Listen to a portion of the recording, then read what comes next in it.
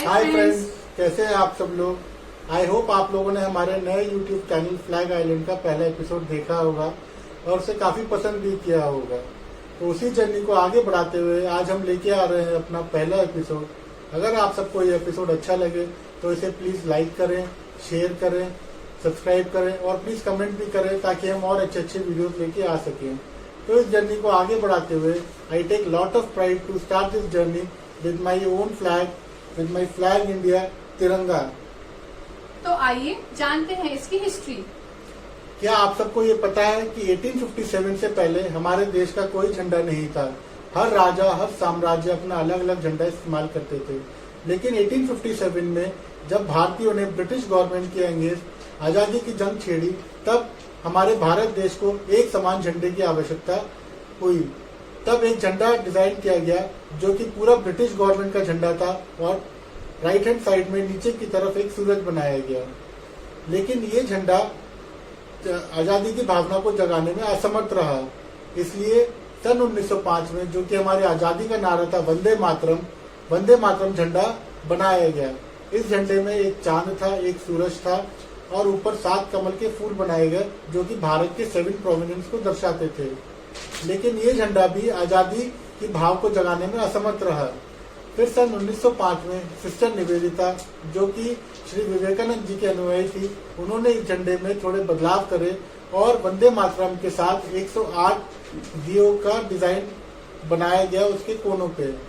ये झंडा काफी समय तक हमारे देश में इस्तेमाल किया गया।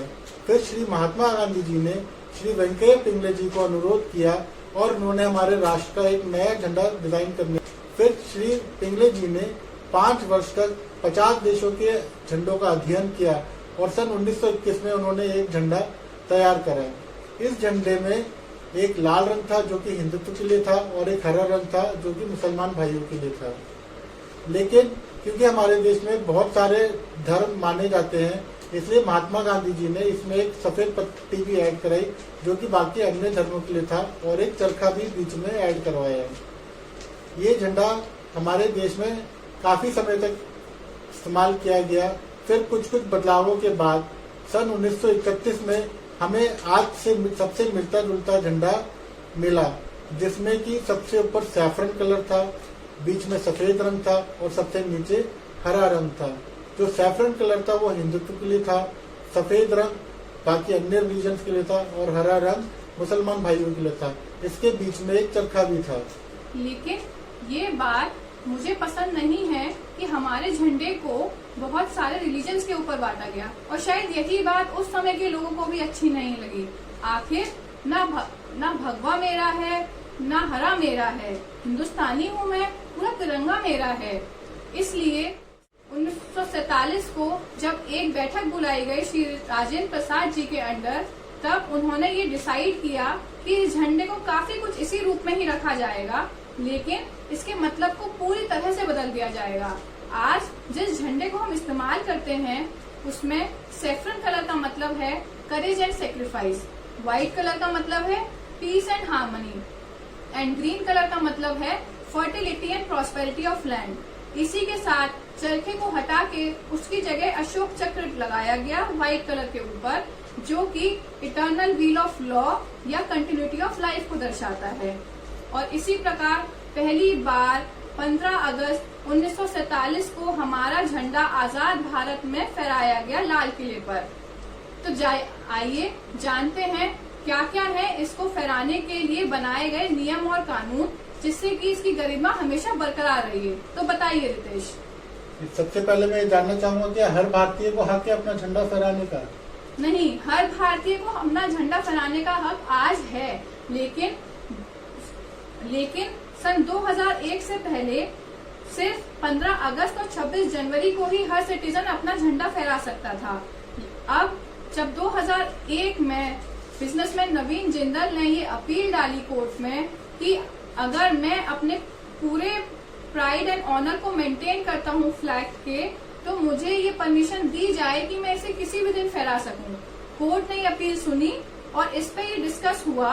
उसके बाद फाइनल हुआ कि ये बात सही है और कॉन्स्टिट्यूशन में चेंज लाते हुए आज अगर आप ये तिरंगा फहराना चाहते हैं तो आप किसी भी दिन फहरा सकते हैं, लेकिन आपको उसकी गरिमा को मेंटेन करना होगा। जी, इसकी बहुत सही बताया आपने।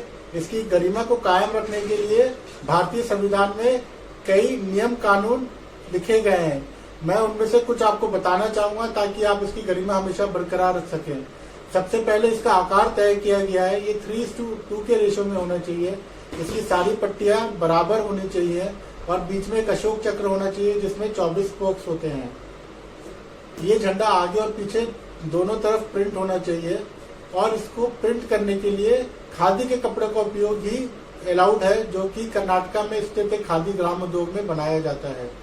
अगर तो आप खादी के कपड़े पे इसको नहीं प्रिंट कर रहे हैं तो इसको कागज पे प्रिंट करना है। प्लास्टिक पे प्रिंटिंग अलाउड नहीं है और इसको हम वर्टिकल और हॉरिजॉन्टल दोनों रूप में फैला सकते हैं, लेकिन बशर्ते इसको किताब की तरह पढ़ना होगा, ऊपर से नीचे या फिर राइट से लेफ्ट। ये इसको हम अपने बदन पे भी धारण कर सकते हैं, लेकिन वेस्ट के नीचे नहीं पहन सकते, वेस्ट के ऊपर ही पहन सकते हैं। या तो आप अपने कैप पे प्रिंट करा सकते हैं, अपने टी शर्ट पे प्रिंट करा सकते हैं।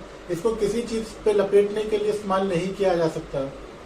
और अगर किसी भी कारणों से ये खराब हो जाए तो इसके नष्ट करने के भी क्लियर कट गाइडलाइंस दिए हुए हैं ताकि इसका अपमान ना हो। अगर तो ये झंडा खराब हो जाता है तो आपको इसको जला के पूर्ण रूप से नष्ट करना होगा और इसको जलाते वक्त आपको एक ध्यान रखना है कि इसको किसी अन्य कूड़े के साथ ना जलाया जाए, इसको अकेला ही जलाया जाए और इसको पूर्ण रूप से नष्ट किया जाए। आइए जानते हैं अब इससे रिलेटेड कुछ इंटरेस्टिंग फैक्ट्स। क्या आप जानते हैं कि हमारा झंडा पहली बार माउंट एवरेस्ट पे 1953 में पहुंचा? अच्छा, आपको कभी ऐसा लगता है कि जब हमारा झंडा किसी गौरव को अचीव करता है, हमारे साइंटिस्ट या हमारा कोई भी प्लेयर कुछ लेके आता है, तो वही गर्व हमें भी फील होता है जब ये झंडा ऊपर उठता है। जैसे 1971 में पहली बार हमारा फ्लैग पहुंचा स्पेस में और ईयर 2008 14 नवंबर को जब ये पहली बार पहुंचा मून की सरफेस पे, तब मुझे और मेरे साथ साथ सभी भारतीयों को यही लगा होगा कि जैसे हमने भी उस चांद पे कदम रखा है, क्योंकि हमारा देश पूरे वर्ल्ड में 4th कंट्री था जो मून की लाइन पे पहुंचा। अच्छा, एक और इंटरेस्टिंग फैक्ट बताती हूँ। क्या आपको पता है कि हमारे देश का सबसे बड़ा झंडा कहाँ लगा हुआ है? गेस कीजिए। दिल्ली में होगा? नहीं, दिल्ली में नहीं है, वो एक बॉर्डर पे है। वो है अटारी वाघा बॉर्डर। वो है लगा हुआ एक 360 फीट टॉल पोल पे और उसकी लेंथ इंटू ब्रेथ है 120 into 180 feet. Just imagine, it's as high as a 35 feet storeyed building. कहते हैं कि वो लाहौर पाकिस्तान से भी दिखाई देता है। Isn't it amazing? अच्छा, बीइंग एन इंडियन, मुझे पता है कि आप तो अपने फ्लैग को बहुत अच्छे से पहचानते होंगे, लेकिन क्या आपने कभी कोई और ऐसा फ्लैग देखा है जो बिल्कुल इंडिया के फ्लैग से मिलता जुलता है? हाँ, एक ऐसा फ्लैग है, वो है नाइगर का फ्लैग, जो एक कंट्री है अफ्रीका में। उसमें भी ऊपर सेफ्रन कलर, मिडिल में व्हाइट कलर एंड नीचे ग्रीन कलर ही है, बस बीच में अशोक चक्र की जगह उन्होंने एक ऑरेंज सर्कल लगा रखा है। It is so similar that anyone जो इंडियन ना हो माइट गेट कंफ्यूज्ड। एंड मजेदार बात यह है, उनके ग्रीन कलर का मतलब भी प्रॉस्पेरिटी एंड फर्टिलिटी ही है, बाकी दोनों कलर्स का मतलब बिल्कुल अलग है। आई होप आपको हमारा ये वीडियो पसंद आया होगा। Wasn't it amazing to know so much about flag of India? अगर आपको ये वीडियो पसंद आया हो तो प्लीज हमें like, subscribe, share and comment जरूर करें और हमें आगे बेहतर बनाने का मौका दें। Thank you. जय हिंद। जय हिंद। वंदे